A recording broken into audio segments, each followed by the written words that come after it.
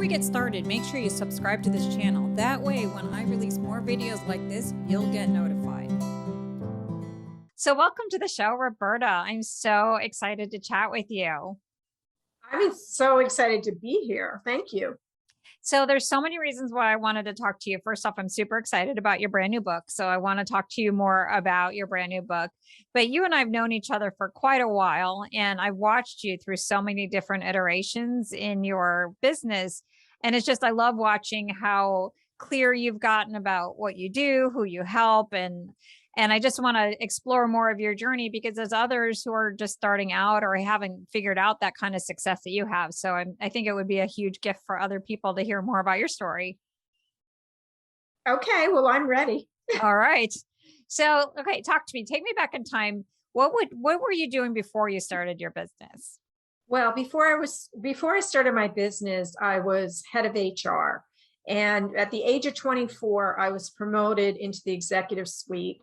And I was leading the HR department of a commercial real estate company. When you're 24, you know everything. So, of course you do. I have a 20-year-old, and I could tell you they think you know everything. Oh yeah, I've got a 22-year-old and a 21-year-old. So yes, I get it. Yeah. But I was smarter than them, right? I was of course. And I thought I knew everything. And of course I didn't. And I got taken out by a wave I never saw coming. And then I moved into, then I took a year off and I traveled around the world by myself just so that I could get my head back on straight. And I thought, okay, I'm going to hop into another position. I headed up and started up another HR department for another organization, moved to another one. And then eventually I was like, I'm going to start my own business. I want to be in control. I don't want my life being, run by someone else and worrying about whether or not I was going to have a job the next day. So what gave you the courage to say, I don't want to do work for somebody else. I want to go out and I'm going to go into this unknown? Well, I'm going to be really honest and transparent because I think that's really important. In between that, I got married. And so I think when you have a second income, and you're not it's not all resting on you, I think it takes a lot less courage to start a business than when it's just you. And I think that we do people a disservice when we make it look so easy. And so, I was fortunate in that my spouse, had his own business, but that also required me making sacrifices, which was moving to an area that was more rural than this city gal really would like. So a lot of compromises. So you felt like there was a little bit of a safety net, but what about from a career standpoint? Did you feel like, okay, I know exactly what I'm going to do? Or how did you figure out how to start a business and what you needed to do? Did you just jump in? Well, I kind of thought originally, I want to get out of HR. I don't like it.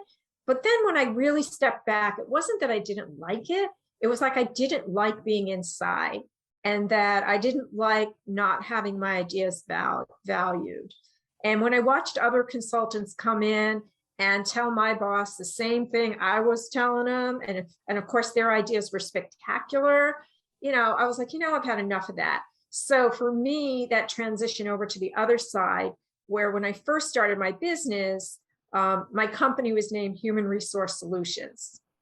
And then I got a little bit crazy and I was wondering, how come only HR people are calling me? And they're often not the decision makers, right? And then I'm like, well, maybe because your company says that. So then I had to go through another change and rebrand my company to Matuson Consulting. And that goal in doing so was to work at a higher level. My clients are mostly CEOs and executives, and every now and again, someone in HR will bring me in to perhaps be an executive coach to someone.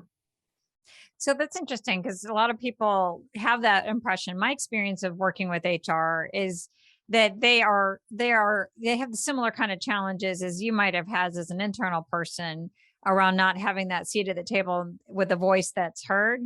But I also found that when I would partner with the HR team as an external consultant, you can come in and kind of support and reinforce what they're saying. So it sounds like even in your work, it's not like you just kind of leapfrog over the HR people, but you really partner with them and to help them with their what they want to accomplish as well.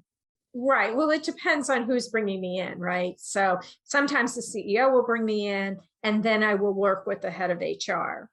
So it all depends. Or, sometimes HR will bring me in to put on a leadership program, or to work with a particular executive who needs coaching. So it's not that I don't work with them, but I can move my sales process along a lot faster when I can get right to the decision maker. And as we know, and having worked in HR, in a smaller organization, HR's budget is not what it is at a Fortune 500 company. Oh yeah, that's for sure. That's for sure. I mean, in HR is positioned very differently. When you're in a smaller organization, they're more seen as the administrative experts or the employee champions, versus in the larger, where they are taking much more of that strategic kind of role. So, Yes. so then how did you figure out what you really wanted to focus on? Like, so what was your marketing strategies like at the beginning? And how did you know that you want, first you thought you wanted to leave HR, then you decided the work itself wasn't that bad. Like, how did you decide where you wanted to focus? Well, I decided I should do what I know. So I started to focus on organizations that needed to build HR departments from the ground up, right? And I live in the Boston area, and there are a lot of companies that are in startup mode, and they needed everything from an employee handbook to a roadmap for, talent management. And that was great. But, then I got kind of tired of doing that. And I think it was after my last employee handbook, I was like, I don't want to do this anymore. And to write one of these, as you know, is like, it takes a lot of effort and research and all that. And I was like, I am not going to do another one. And then I hit the delete button on my template, which was like a big thing for me, because that meant like I was never doing another one. And I think as you grow in your business, like even yesterday, I got called about an executive coaching project.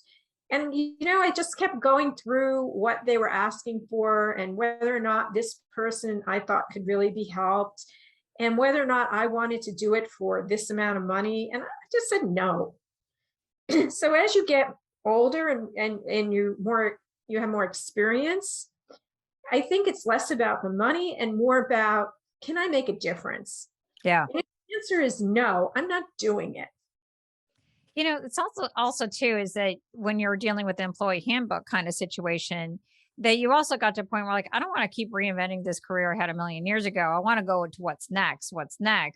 And if you've done it before, like, why start a business? I find a lot of people when they start a business, they wind up recreating their career, or they go in and position themselves in a lower level in the organization than they might have even where they left the organization, because they're become that extra pair of hands. How did you get more clear that you wanted to really position yourself with executives and the CEOs? When did that aha come to you? Like, I got to go after this particular kind of level, and I want to do what's next for my career. Well, it came when I was working with a coach. And so, I think having a coach and having somebody to bounce these ideas off of, and somebody who's been where you want to go, because that's really key. There are a lot of coaches out there, they've never done what you want to do. So I'm not quite sure how they can get you there. Mm-hmm. So I, found someone who had grown their business to a level that I aspired to. And I listened and then I recreated my business. But then recently I went through another recreation. And that was because after a while, Betsy, I got so confused. I didn't even know what I did anymore. So I'd go to my website and I'd add a new service. And I've done so many things that when people would ask me what I did, I didn't even know how to answer them anymore. And it was like, somebody's not going to refer you if they don't know what you do. Oh my gosh. That would be like a tweetable thing, like that was so good. Could you say that one again? Someone is not going to refer you if you don't know what you do. And they don't know what you do. So that was a great experience. I hired a woman to help me with my website who was also a marketing expert. And she helped me gain a lot of clarity on this is who your target is, and these are the problems that they have. And we went through the story branding process. Mm-hmm. And, I firmly believe in using people for things you're not good at. And as good a writer as I am, I couldn't write in that manner. That's not my style. And so when I launched my new website about a year ago, man, oh man, even I know what I do now. So what is it that you do now? I help employers hire and keep the best people. So that is very clear. Yes. But you've had the Talent Maximizer as a brand for a while. So I'm curious, like, how did you land on the Talent Maximizer and how did you lose sight? Because that seems like it's very aligned with the Talent Maximizer as an idea. It is. I got the name because I asked my coach, who had given somebody else a name that I liked. I said, well, what should my name be? And he said, your name should be the Talent Maximizer. And then I was like, well, what if that's not available? He's like, well, then we'll give you another name. Okay. But it was available and I registered it. I got the trademark for it. And then I've used that in my branding. But when you think about it, this whole idea of hiring and keeping the best, for what purpose, right? And that's so you can maximize talent in your organization, and so that you can maximize the employee experience and maximize your profitability. So it all falls under that umbrella. So everything I do falls under that umbrella. I did a year's worth of research on top talent and what makes them tick. And there's a very different kinds of strategies that a company needs to do in order to go after top talent versus just, the average talent. How did you get clear on like your own frameworks around, well, what is it that if they're going to hire the best, like how did you come up with your unique framework for what that looks like compared to what other people might do around, hiring great talent in general? How did you come up with your unique ideas? Well, honestly, I think it's changing every day. So although you've done your research, I think as a result of the pandemic, everything we thought we knew has changed. So I think what people want today is similar but different. And the problem is that organizations haven't quite gotten there yet. And I was just sent a study. It was pretty remarkable. I don't have the exact numbers about tech workers, and we all know how hard they are to find. And the study said that something like 40% of tech managers are not even concerned about employee retention, although 70% of tech workers say that they're looking for new jobs. So there's this disconnect here, right? And so what has changed for those tech workers? So before, maybe it was all about the money. And now it's about, I don't want to go into the office. I don't want to wear like a collared shirt. Like there are things that people want today that a year and a half ago, they weren't even thinking about. And if you're still operating like it's the year, 2020, you're not going to get the talent, or you're not going to keep them. So it sounds like you're really staying abreast of all the changes in your industry, and it still infuses into your thought leadership. How do you see what do you see as your big idea, and how does your big idea evolve as you get more data? Well, I just think it changes every day. There was an article in Bloomberg yesterday about Wall Street and the 8-figure salaries that are now being offered. I got to tell you, I'm not a mathematician. I had to figure out like, how much money is that? Like I know what a 6-figure salary is and what's an 8-figure salary, right? But you've got to keep reading, and you have to take this information and you have to share it widely with your, community, so that you can help educate them, so that when they make their offer to a software engineer and they're like, well, we're going to pay you, $65,000 a year. That's insane. Have you always been a reader, like ever since you were young? No, actually not since I was young, but I have been a reader. I always read the Wall Street Journal. I like the way it's written.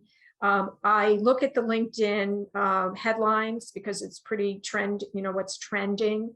I write a lot. I blog on LinkedIn, and I have my own blog, and I write my newsletters and things like that. And I just feel like as a consultant, you have to know what's going on in the world, because if you don't, then how can you be helpful? Oh, absolutely. So when you think about there's a lot of things that you know that you can use to help your clients. So you know what they need to do to get the best of their talent, attract the best of the best. You know a lot about what's the latest and greatest. What would you say are some of the unique strengths that you bring to the table as a consultant in this space that others do not have? I've actually been in the job that many of them are in. Like, I have been in the executive suite. And so when I'm giving advice out, when I'm coaching someone, that's based on reality, not on a course I took. Like, yeah, pragmatic, real world. Right. Like, hello, there are political situations going on around you. Okay. The executive suite is not a nice place all the time. You know, there's a lot of stuff going on, and you got to be aware of it, and you've got to position yourself so that you get your resources for your group so that you all can be successful. And so a lot of the coaching that I do is based on reality. It's not based on, the latest research, which is already 2 years old. Yeah, so it sounds like what you really are doing is you transfer that political savvy. So it goes back to your earlier story of feeling like you were not able to get your voice heard, and learning how to use influence, and you could help your clients, navigate the real complexities, which is all the politics and not the actual technical parts of the job. Right. And that's what Suddenly in Charge, my first book, was about: managing up, managing down, succeeding all around. Nobody taught me in college how to manage up. And I found out very quickly that if you don't manage up, you won't have to worry about managing down. And who's going to teach you that, right? Or across. Nobody really teaches you about managing across. All right. So I'm glad you brought up your books, because I'm very curious about your writing journey. So when did you decide that was it before or after you came up with the Talent Maximizer as your brand? Did you start writing, or did you write first and then come up with the Talent Maximizer? I was writing first. So what gave you the idea, and what was your purpose of your book in the first place? Well, I had another book proposal that I wrote 3 years prior, that was turned down by an agent. And then it took me like another 3 years to say, okay, I'm going to go back out and try this again. And so that's when I wrote Suddenly in Charge, and, got a book deal for that and all that. And then, over time, the publisher of Suddenly in Charge came to me. The owner took me to lunch, and he said, how would you like to write another book? I'm like, okay. So, again, I think as the world around me has changed, I keep up with those trends. And then actually in 2017, I wrote a second edition of Suddenly in Charge, because life had changed that much in like 5 years. And that new edition had 9 new chapters. 9, wow. Yeah. So you have to, as a consultant, you have to stay relevant. And if you're talking about things that happened, back in the day, that's not really helpful for people today that have these challenges. And I am so grateful that I wrote Can We Talk during the pandemic, because normally these kind of conversations, these difficult conversations, I would say to you, don't do that over Zoom. Don't pick up the phone. You have to do that in person. And all of a sudden, you couldn't do these conversations in person. So I was forced to write this book and say, yes, ideally it'd be great if you could do it in person. However, if you can't, here are some things you need to consider before you start this conversation remotely. That's fascinating. I definitely want to talk more about the Can We Talk book, but I want to make sure I have context of where does this book fit in with your series. So Suddenly in Charge was first, and then there was a second book I definitely know about. I forgot the title of the second book. Talent Magnetism. And then is there a third before the second edition of Suddenly in Charge? Then I wrote The Magnetic Leader, because when I wrote Talent Magnetism, I had an epiphany, and that was, oh, well, the whole secret to attracting and keeping talent is great leadership. Right. So how do you become a magnetic leader? And that's what that book's about. And then came the next edition of Suddenly in Charge. And then came my book, Evergreen Talent. So that's one, two, so five, so it's 6 books now total. Yes. And so Evergreen Talent, though, this is important because it freaked me out, came out in February of 2020, and the pandemic hit in March. Wow. And nobody really cared about hiring people. They were just trying to keep people alive, and I got that. So I guess that book one was like, wah, wah. Like it wasn't as good as Suddenly in Charge is you're certainly in demand. And then Evergreen Talent's like, wah, wah. So it's not like about everything has to be perfect, but it led for this book. Well, actually, now I'm giving out Evergreen Talent like chiclets, because with 10.4 million job openings and employees resigning like on the hour, I don't even know which book to give out. Like, do you want this one? You want that one? You can have them both, you know? So how have you used your books to further your positioning and your thought leadership and your, how you're seen as that expert? How do you use this? Well, my books have led to my being asked to be a LinkedIn Learning author. I have 8 courses on the LinkedIn Learning platform. As a result of that, I was able to get in the pilot program for the LinkedIn newsletter. So I've got about 133,000 subscribers on that. On LinkedIn, I've got almost 250,000 followers. Wow. So I've been building brand, right? And then yesterday I was asked to write a piece for the Harvard Business Review. And so it's, Betsy, as you know, it is a slow process. Yeah, but I think that's what I love about you is you're tenacious.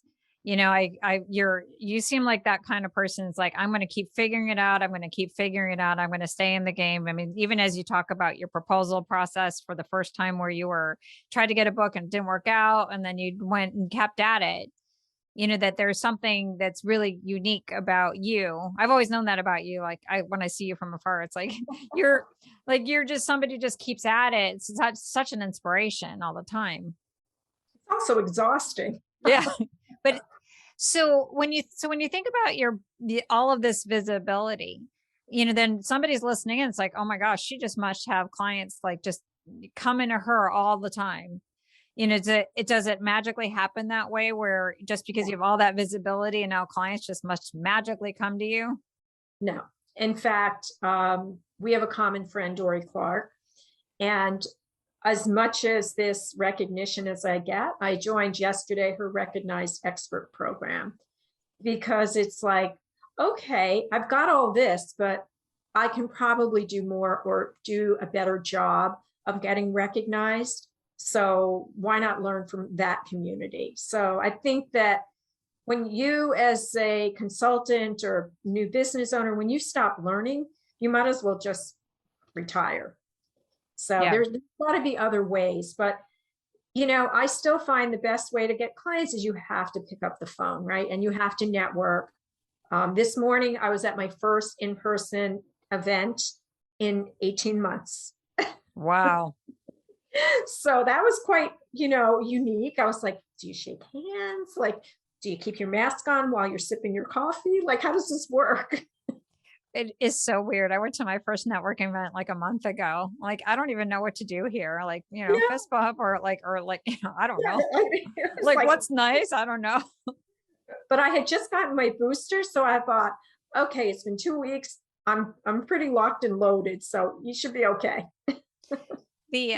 So with your books, but it does seem to elevate your positioning. So is it easier though to get leads than before? Like, do you feel like you're, speaking of the magnetism, are you able to more magnetically attract clients rather than chase them? Well, yes, yes. And so, for example, I have social proof, right? And when I want to be on a podcast and I reach out and I say, well, I have 250,000 followers that we can promote this to, people get back to me. Yeah, that's true. You're not like, well, we really don't need another speaker on leadership. They're like, absolutely. We like your angle. Very cool. So you were in the pandemic and this new book came up. So tell me a little bit more about how did you come up with having difficult conversations in the middle of pandemic while everybody's isolated from one another and not having a lot of conversations? Unless you count the difficult conversations with all the people that you're stuck at home with, that could be a Right. different, that could be a different audience. Well, it's funny because as I read this book, I'm like, man, everyone should have a copy of this before they go to Thanksgiving dinner. So it's okay. So it's about difficult conversations with work or in your personal life. Well, I think the principles are the same. So, for example, I do in the book talk about a relative of mine, and I'm like, sometimes we have difference of opinion in terms of politics. Well, all the time, I should say. Oh, I And think I've seen this relative on oh, your, I'm sure you have. I've seen some interesting debates that you guys get going. In fact, I've said to this person, I am not giving you this book. I've given him other books and he hasn't read them, and he should. And I said, but you are in it. And so the point is like, I do say to him, like, help me to understand, because I really do want to know, like, how is it, like, we grew up in the same house. How is it that we have such different views? I don't say you're an idiot, right? But people will do that at the Thanksgiving table. So it's sort of like, help me to understand, like, why do you feel that way? Or what's your evidence? Or, how did you come to that conclusion? So I think a lot of the material in the book is very applicable, or how do you start a difficult conversation with someone at home? I mean, So is the primary audience like a leader who has to have a difficult conversation with their employees, or is it more generic than that? Like, what do you hope to do with the book, and who do you ideally want it to be in the hands of? I want it to be in the hands of executives who say, I need to get this in the hands of my people, because not only is the book written, for you in management, but it's also written if you, the employee, needs to have a difficult conversation with your boss or with a peer. So, the main focus, I would say, would be on the leader, but there are a lot of tidbits in there. And one of the areas that I talk about is what happens when somebody comes to you, your manager, and says, can we talk? Because I have found, and I have done this, and I talk about this in the book, I have found that most of the time when our boss says, can we talk, we automatically give away our power. And we look like a bobblehead, right? And our boss is like, I noticed that, you're not doing this right, and you're just like this, right? But you never even stop to think, well, wait a minute, I have some power here. I should ask some clarifying questions, or I need to let my boss know that his perception is completely wrong. How do I frame that? So are you saying that you can not feel so powerless? Because I know whenever anybody says to you, like, can we talk? People usually have that knot in their stomach, like, oh, what do you want to talk about? Are you suggesting that there are strategies that you can do to not have that? And then how would you recommend somebody respond when somebody says, hey, can we talk? Well, I would say, sure, before we set aside time, can you give me some idea of what you want to talk about, right? So I don't want to be shocked. I don't want to go in and then find out, like, oh my God, like I'm being fired. Like, I mean, if I can ask that question, sure. Is there anything in particular that you'd like to discuss with me? So I know whether I should be in a space that's quiet and private, or, are you wanting to talk about, where we should have lunch? Like, right. So what do you have a recommendation of what somebody could say instead of that "can we talk" phrase? Well, you could say we need to talk. Oh, that's true.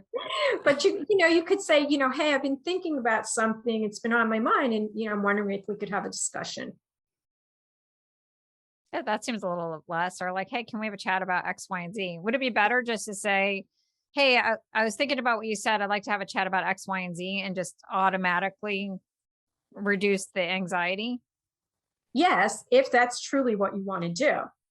But if your discussion is to tell this person that they're not going to be here next week, then I don't know if I would go that way. So with this book, so it sounds like then it's about really good, difficult communication skills. And it sounds a little bit like, as I, read through some of Brene Brown's stuff, she talks about the importance to have those, bold conversations. It sounds like your book just provides a lot of that practical application on how do you actually have have those brave conversations with somebody. Yes, the book is very practical, and I haven't read any of Brene Brown's books. So I make it a point when I'm writing, I don't want to read anyone else's books because I don't want to like mistakenly like take one of their ideas and all of a sudden have it be mine. Right. And it's funny because 2 years ago, I was approached to interview the CEO of a company who was writing a book on evergreen talent, the same subject, not the same title. And I just said, I'm happy to interview him, but I cannot until I'm done with my book. And I got to tell you, I'm really glad I said that, because after I turned in the manuscript and I read his book, we eventually met and we were like, oh my God, we're related. Like we have the same thought leadership, like we're saying the same thing. And had I read his book first, I would have been really like up a tree, right? Because he's saying exactly what I'm saying. People are going to think I stole that. So I like to just kind of have my own ideas. Well, you're such a prolific writer. Is it just come natural to you? Have you always been a natural writer, or is this something that you had to develop and hone? I was never a writer. I became a writer by accident.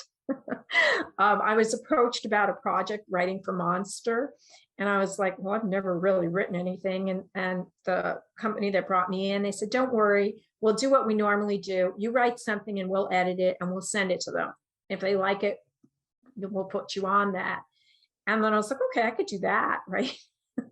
And then all of a sudden I became a writer for Monster, and I was paid for my writing. But it's like anything. It's like, writing is a muscle, and the more you exercise and use it, the easier it is to write. If you were going to go back in time and you're going to see, the Roberta who was just leaving her job and she was starting her company, would you have ever imagined that you were going to be this author of all these books and have this kind of visibility? No, never. What would you tell her? Like, if you can go back in time, what would you tell that younger version of you based on what you know now? I would tell her to save a lot of money, because this book promotion thing, it takes a lot of money. And this is the first time, like for, my book, that I'm actually really investing heavily in the promotion. I have a PR firm. I have a web team, a social media team. Like, I'm investing a lot of money to get the word out about this book. And I've never done that before. And so I would just say, make sure you have enough money set aside to do this, because as you know, the ROI, you're not going to get it right back. Right? It could be 2 years from now when I'm at a dinner and somebody's like, I read your book. We'd love to hire you. So you just, no, I never would have imagined this. So what is it about this book, out of all of your books, that you are putting this kind of effort behind? What's special about this book to you? Well, don't tell my other books. Okay, I won't. It's our special secret. Yeah, but I really think it could be my best. So I just feel like everybody should have this book. And the only way they're going to get this book is if I make sure they're aware that it's out there. And as much as the book Crucial Conversations is a book that many, many people, rely on, my book is different in that it's much more pragmatic, and it's not just for the leader. And so I feel like my book is more accessible. And I'm sure that the two books together would probably greatly strengthen people's ability to communicate effectively. It's included some scripts and what to say for different scenarios. Yes, and I have scripts for those people from New York and those in California. So. Okay, put more words around that. I'm dying to know what you see as the difference between the New York script and the California script. Well, I'm from New York, and in New York, we're very direct. And so we just say it. And on the West Coast, it's a little softer. And having spent 9 years in Houston, I know that what works in New York does not work in Texas. So I have it so you can really flex, because it's really important that, if I go into, South Carolina with my New York attitude to have a conversation, I'm going to it's never going to happen. But, and also if you take your South Carolina or California approach to New York, they're not going to have any idea what you're talking about. No, they're going to be like, what are you trying to say? Why don't you just say it? Right.